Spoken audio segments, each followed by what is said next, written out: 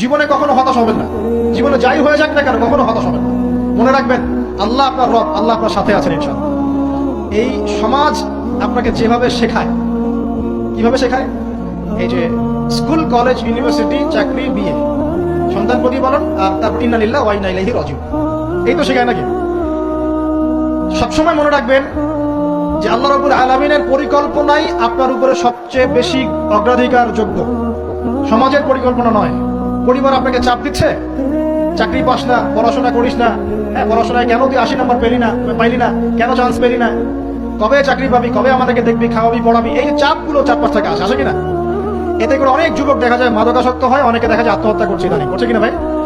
এই শব্দটা থেকে আমি এই পয়েন্টটা আজকে লিখেছিলাম যে ভুলেও আল্লাহর প্রতি বিশ্বাস এবং তাওয়াক্কুল হারাবেন না। সমাজ যেভাবে শেখায়, সমাজ চারপাশে যে চাপ আপনাকে দিচ্ছে, এই চাপে নিজে গা ভাসিয়ে দিবেন না। আপনি আল্লাহর কাছে দোয়া করবেন, আল্লাহর কাছে পথ চেয়ে নিবেন এবং আল্লাহর প্রতি তাওয়াক্কুল ভরসা করবেন, কখনো আত্মহত্যার পথ বেছে নিবেন।